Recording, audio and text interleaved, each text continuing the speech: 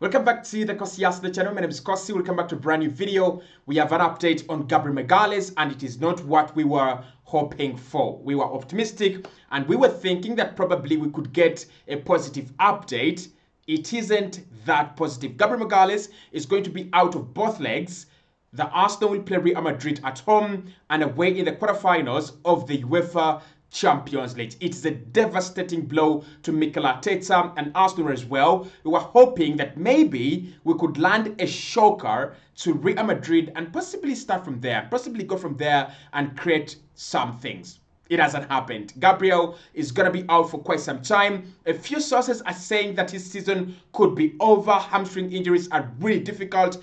At the moment, I can say we don't have the exact extent to which he's going to be out for, but if he's going to miss both games against Real Madrid and he's going to need some more time to recover, possibly we might not see him again this month. So probably if he's going to come back, it's going to be towards the end of the campaign, and that would be late and or early May. Now, in this video, I want to step into the replacements, what each player brings to the table. Riccardo, Calafiori, Jakub, Kiwior. What are the options that we could use in the Real Madrid game? And especially, what are their shortcomings and what are their strengths? Also, we'll talk about what we are missing with Gabriel Magalhaes at the end of this video. Let's start off with Riccardo Calafiori, because it's very difficult to navigate this. It's very, very difficult for you to replace your best player in the whole season. Gabriel has not been just our best centre-back, our best defender. He's been one of the best performers at Arsenal. Most improved defensively.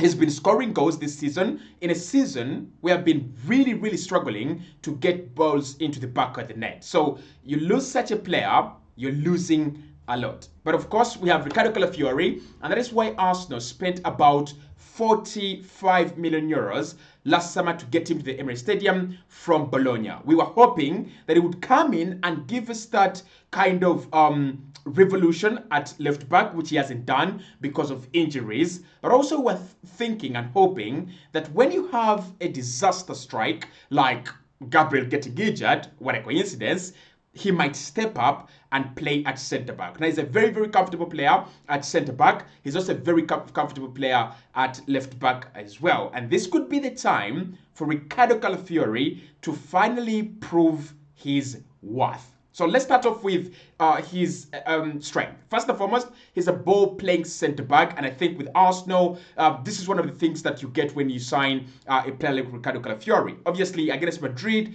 is that kind of strength going to come in handy? Maybe, maybe not. Madrid might pin us back. Maybe we might pin Madrid back. It will depend on how the game is going to be played out. But that is one of the strengths you get from Riccardo Calafiori. He's comfortable on the ball. And with William Saliba now expected to be the defensive rock of the defense, you're gonna need someone else to do the carrying. You're gonna need someone else to be, to do the fancy work on the ball. That is Riccardo Calafiori. And I think in games where Arsenal are going to press teams, Riccardo Calafiori is really going to come in handy without Gabriel Magalhaes. I mean, we know that Arsenal are well drilled in terms of having possession and pinning teams in their own halves.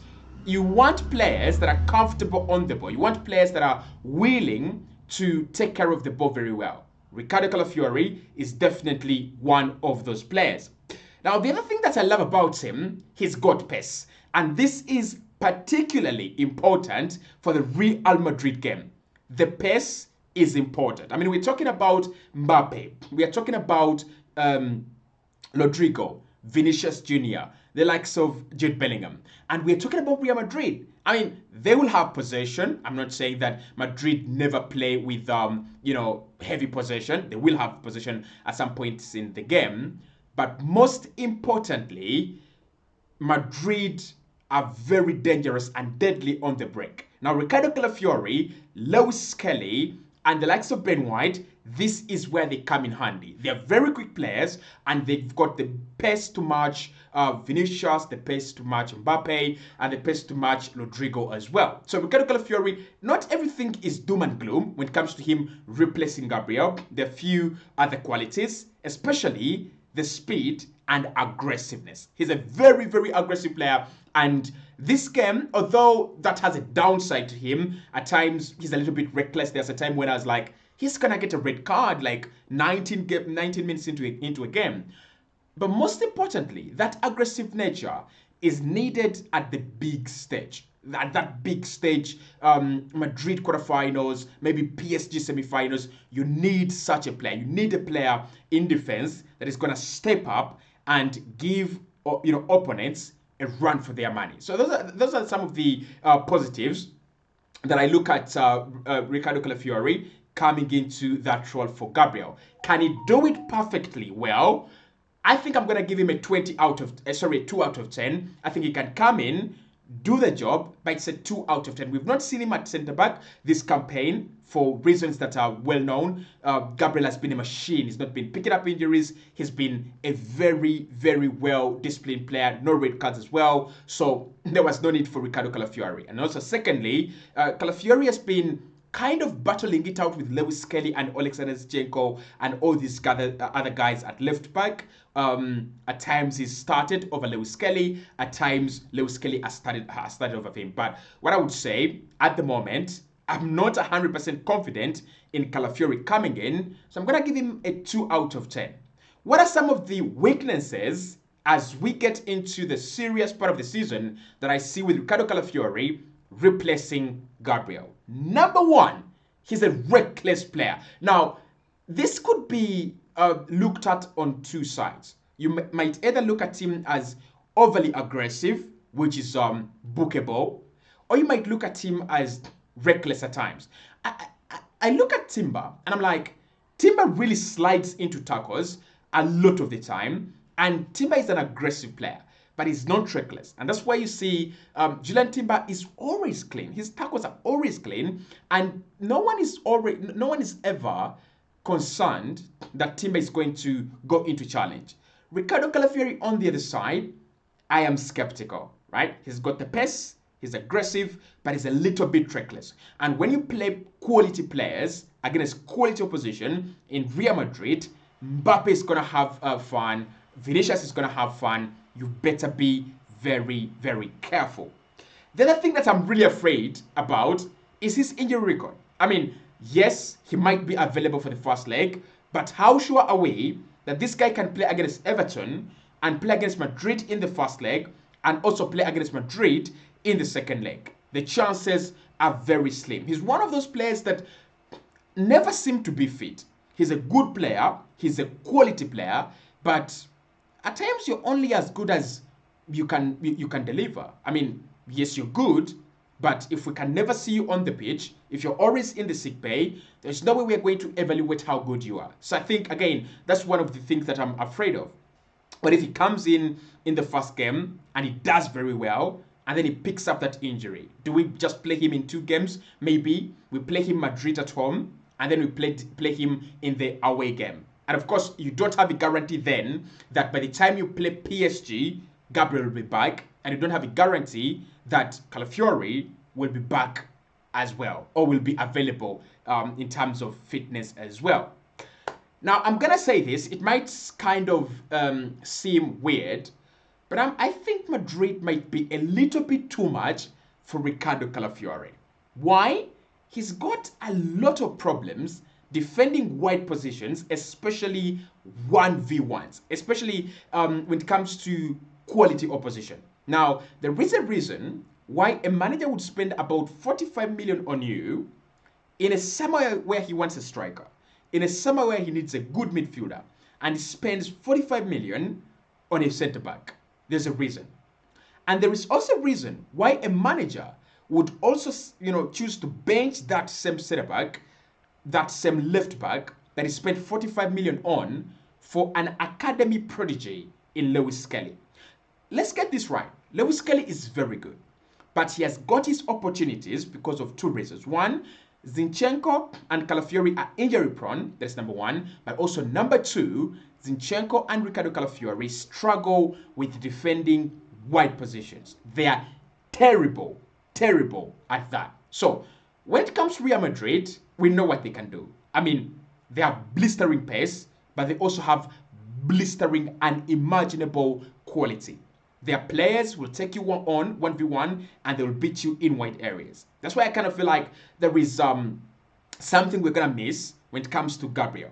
Now, of course, Calafiori won't be playing wide, and maybe he won't be faced with these 1v1 situations a lot of the time, but he's really caught out of position on some occasions. I'm like, you can't do that. You're really out of position. And at the highest level, in the UEFA Champions League, you're caught out of position. It's kind of over for you. So with Riccardo Calafiori, if I look at the strength, if I look at the weaknesses, he can replace Gabriel, but I'm not 100% convinced about this one. Let's talk about Jakub Kiwior. Kiwior is reliable. That's one of the things that you people don't realize. He is reliable, not in terms of him being good, but in terms of him being available. He's a reliable player. He's always going to be there. Like, I mean, Kel talked about it himself, that whenever we summoned him, whenever we wanted him, he's always been reliable. He's always been there. And once again, the Call of Duty is, beckoning on him, and I bet he's going to answer. And maybe we pray that he actually answers positively. He's a never injured player, and you can trust him to complete the whole of the rest of the season without any injury troubles, unless the curse of this season falls onto him as well. Now, these are my problems with Jakub Kiwior. There is a massive drop in quality when it comes to Kiwior versus Gabriel. And I would say this, clubs will target him. This is not because I don't like him. This is not because I don't trust him. I've seen this before. When I look at Fulham, the first leg, that Raul Jimenez goal, that is not good defending from Jakub Kiwior. He's easily beaten by quality players. And I think Real Madrid is just a star-studded 11. Just think about their attack, the front three or front four. Quality, absolute maximum quality. Think about their midfield. Quality, maximum quality. So I think Jakub Kiwior, this is going to be too much of an occasion and also a game. I mean, imagine Kiwior, quarterfinals versus Real Madrid in the Santiago Bernabeu. I want to believe in him, and he's all we got, so we've got to believe in him. I just don't find it that easy to believe in him. The other thing that I really don't like about Jakub Kiwior is his kind of laziness in the air. Now, he's not a short player, and credit to him, he's tall, but I kind of feel like he's lazy at winning his duels in the air. And against Real Madrid, this is a team that has got a couple of tall players, like the likes of Jude Bellingham can come in and score a header. I mean, they don't score a lot of those because of the profile they have in front, Mbappe, Vinicius, and Rodrigo. But you've got to deal with your aerial batters very, very well. So when I think about Kiwior, he doesn't have the pace enough for me. I don't think his pace is actually enough, and he's got too many mistakes in his game. So if I was to give him a chance, I would say a 1.5 out of 10 to replace Gabriel. And that takes me to the real point of this video. Gabriel Magalhaes is not the most talented centre-back, and he's not the best centre-back in the world, but at Arsenal right now, he is irreplaceable. This is what we'll be missing with him out. First and foremost, the aerial presence of this guy in both penalty areas. He's a threat. Clubs literally have training moments and zones where they're dealing with Arsenal set pieces and how to stop Gabriel. And when it comes to our end, he's also one of the players that really stand out in terms of helping us stop the goals, especially in the air.